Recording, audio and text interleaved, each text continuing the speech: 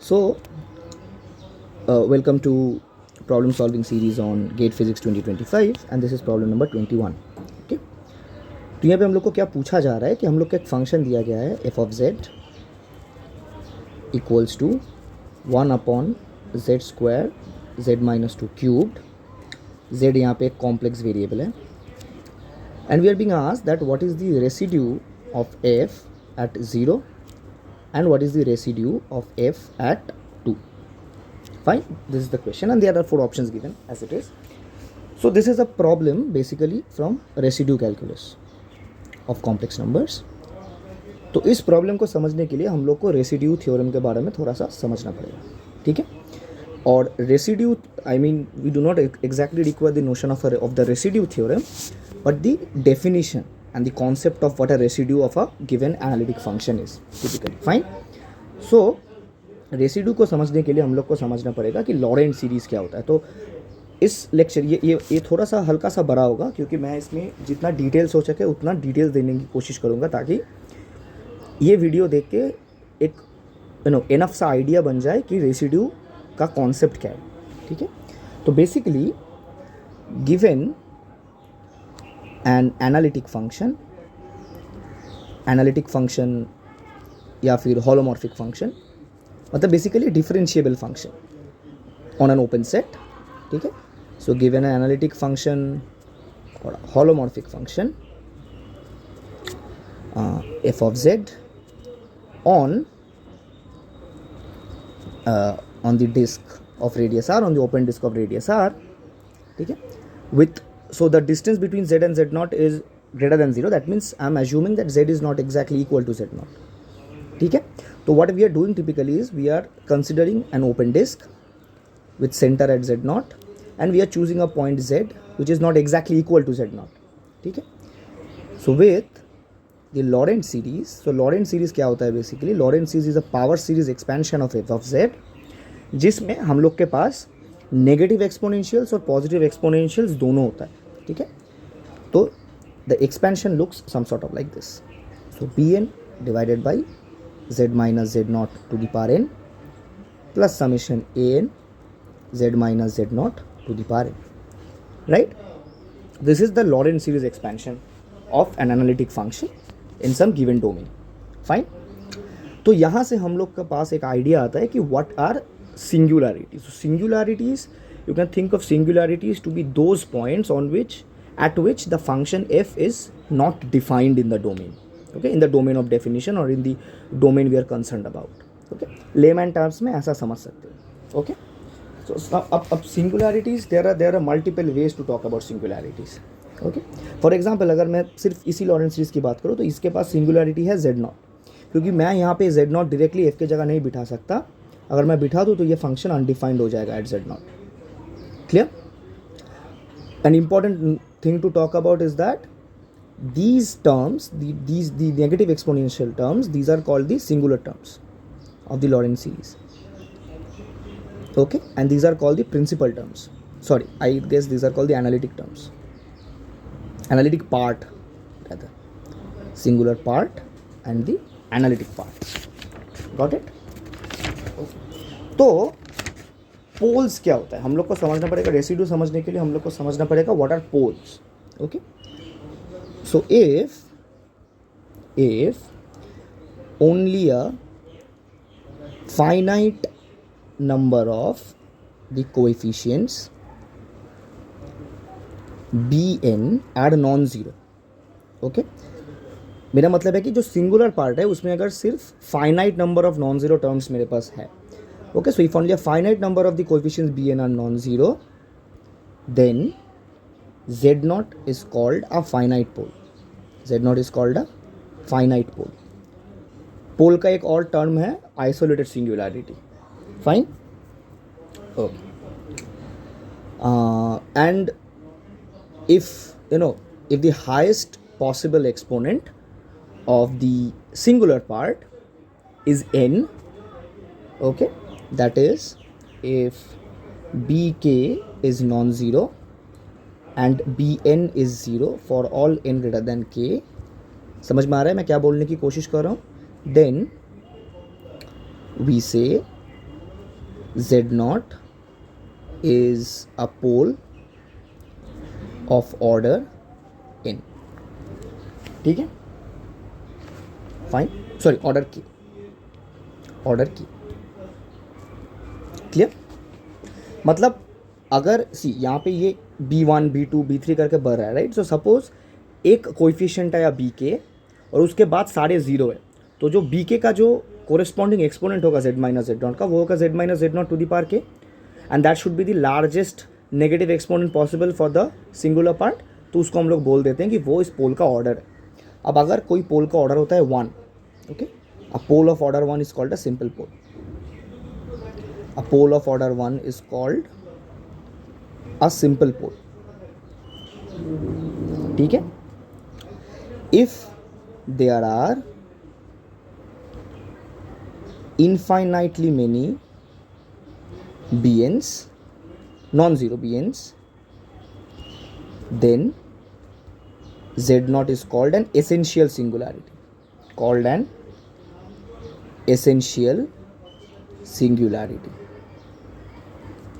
fine। और अगर सब bn जीरो है, if all bns are zero, then z naught is called a removable singularity,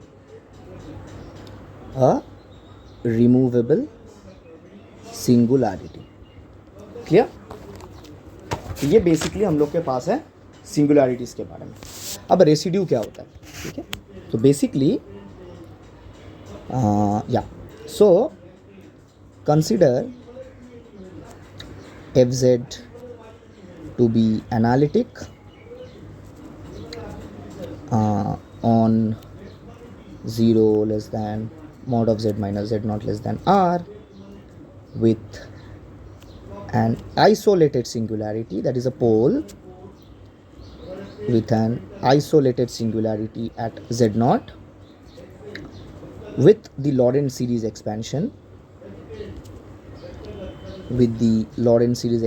being given as f of z equal to summation bn over z minus z naught to the power n equals to 1 to infinity, plus summation an z minus z naught to the power n is equals to 0 to infinity. Then the residue of f at z naught at the isolated singularity is basically b1, okay, that is the coefficient. So this is basically the coefficient of z minus z naught, 1 by z minus z naught, okay, this is basically the coefficient of 1 by z minus z naught, और इसी को हम लोग बोलते हैं function का residue at the isolated singularity, fine. तो अब इसको निकालने का तरीका हम लोग को सीखना पड़ेगा, and that's exactly what we need to do, fine. अगर वो सीख लिया तो हम लोग के पास काम खत्म हो जाएगा, ओके। सो वो ज़रा सीख लेते हैं। अब हम लोग के पास यहाँ पे हायर ऑर्डर लगेगा, बट मैं एक सिंपल सा रूल बता देता हूँ। So rules to find singularity, okay। So I am always assuming that f is analytic on this region, z naught is an isolated singularity, और उसका लॉरेंट सीरीज एक्सपेंशन यही है जो मैंने पहले लिख चुका हूँ, ठीक है। So if z naught is a simple pole, then इसका रेसिड्यू कैसे निकालेंगे, ठीक है। Then let g of z equal to z minus z naught times f of z, and residue of f at z naught should be g at z naught, that's it, fine। अच्छा, इसका okay, तो ये एक rule हुआ। Next rule है कि if f has a, basically इसको लिखने के लिए मैं एक और चीज़ बता सकता हूँ। बेसिकली ये वाला स्टेटमेंट थोड़ा सा गलत है, इसको मैं थोड़ा सा और डिटेल्स में बता देता हूँ कि if G Z equal to Z minus Z naught times F of Z is analytic, that is a stronger statement, is analytic. तो I don't require it to be just simple, I can just take Z minus Z naught times F of Z and if I find it to be analytic, कि सभी जो exponential parts है वो सब उड़ गए, ठीक है। Is analytic at z naught, then the residue of f at z naught is g of z naught, fine. And in this case ये एक कॉरोलरी सोच सकते हो. In this case z equal to Z naught is a simple pole. ये ordinarily आ जाएगा कि ये simple पोल ही होगा. ठीक है.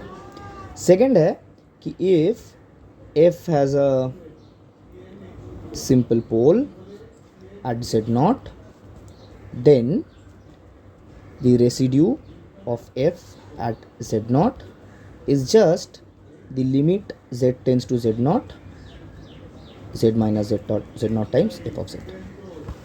ठीक है. ठीक है. और अगर ये पोल हायर ऑर्डर का हुआ, इसके अलावा भी बहुत सारे फॉर्मूलाज है, वो अभी मैं नहीं लिखना चाह रहा हूँ क्योंकि ये वीडियो बहुत ज़्यादा बड़ा हो जाएगा.